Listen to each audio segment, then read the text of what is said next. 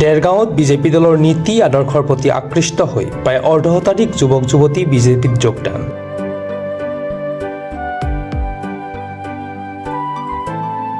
গোলাঘাট জিলাৰ বিজেপিৰ সভাপতি চন্দ্ৰজ্যোতি ঠাকুৰৰ বাসগৃহত আজি পুৱা বিজেপি দলৰ নীতি আদৰ্শৰ প্ৰতি আকৃষ্ট হৈ প্ৰায় অৰ্ধশতাধিক যুৱক যুৱতীয়ে বিজেপি দলত যোগদান কৰে। উল্লেখ্য যে গোলাঘাট জিলাৰ বিজেপি সভাপতি চন্দ্ৰজ্যোতি ঠাকুৰৰ সবল নেতৃত্বৰ প্ৰতি আকৃষ্ট হৈ এই যোগদান। নাম শ্ৰী বাস্তৱ ভৰালী, মই এজন ডেৰগাঁৱৰ যুৱক। আজি আপোনালোকে সকলোৱে জানে যে ভাৰতীয় জনতা পাৰ্টি যুৱ শক্তি হৈছে ৰাষ্ট্ৰ শক্তিৰ মূল আধাৰ।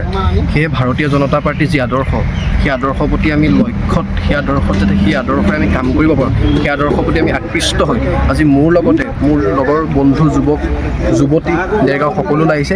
কিয় লাগিছে আপোনালোকে সকলো আগন্তুক দুদিনতেই আপোনালোকে সকলোৱে প্ৰমাণ দেখিলে যে আমাৰ ভাৰতীয় ৰাষ্ট্ৰীয় যি কাৰ্যকৰ্তা সভাপতি নীতিন নবীন ডাঙৰীয়া ৪৫ বছৰ বয়সত ভাৰতৰ দৰে এখন উন্নত দেশৰ যশস্বী প্ৰধানমন্ত্ৰী শ্ৰী নৰেন্দ্ৰ মোদী ডাঙৰীয়াই কি ক'লে আপোনালোকে সকলোৱে দেখিছে যে মই এজন কাৰ্যকৰ্তা আৰু তেওঁ মোৰ হৈছে বছ।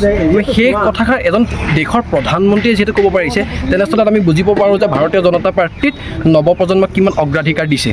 সেই নৱপ্ৰজন্মৰ অগ্ৰাধিকাৰ লগতে আমাৰ অসমৰ যশস্বী মুখ্যমন্ত্ৰী শ্ৰী হিমন্ত বিশ্ব শৰ্মা ডাঙৰীয়া, ৰাজ্যিক সভাপতি দিলীপ শইকীয়া ডাঙৰীয়া, গোলাঘাট জিলাৰ সভাপতি শ্ৰী চন্দ্ৰজ্যোতি ঠাকুৰ ডাঙৰীয়া, মোৰ ভাতৃপ্ৰতি মণ্ডল সভাপতি অৰুণাভ কলিতা ডাঙৰীয়া, তেওঁলোকৰ আদৰ্শেৰে আমি যাতে আগন্তুক 2026ৰ যি নিৰ্বাচন আহি আছে, সেই নিৰ্বাচন বুলিয়ে নহয়, আগলৈ যাতে এই বৰ্ষ বুলিয়ে নহয়, আগলৈ আজি যিখিনি আমি কাম কৰিম ডেৰগাঁও হৈ লগতে দেশৰ হৈ ৰাষ্ট্ৰৰ হৈ যাতে আমি কাম কৰি যাব পাৰোঁ, সেই ভাৰতীয় জনতা পাৰ্টীৰ আমি আজিৰ পৰা এজন সক্ৰিয় সদস্য হিচাপে আমি আনুষ্ঠানিকভাৱে গোলাঘাট জিলাৰ সভাপতি শ্ৰীযুত চন্দ্ৰজ্যোতি ঠাকুৰীয়াৰ বাসগৃহত আমি আনুষ্ঠানিকভাৱে আজি যোগদান কৰিলোঁ। নাম অভিনৱ পৰাশৰ।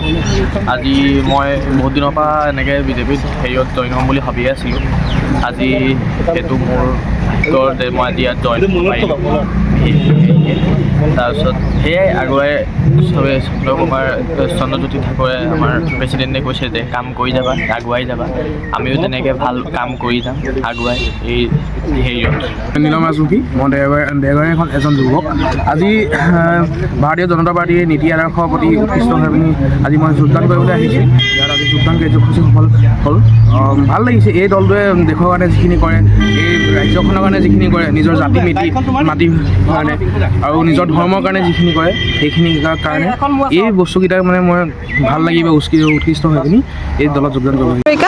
আজি মই গোলাঘাট জিলাৰ সভাপতি শ্ৰীযুত চন্দ্ৰজ্যোতি ঠাকুৰীয়া ডাঙৰীয়া ছাৰৰ ঘৰত ভাৰতীয় জনতা পাৰ্টীত আনুষ্ঠানিকভাৱে যোগদান কৰিছোঁ। হয়, আজি আচলতে আমাৰ ভাৰতীয় জনতা পাৰ্টীৰ বিভিন্ন আঁচনি পাবলৈ আমি সক্ষম হৈছোঁ।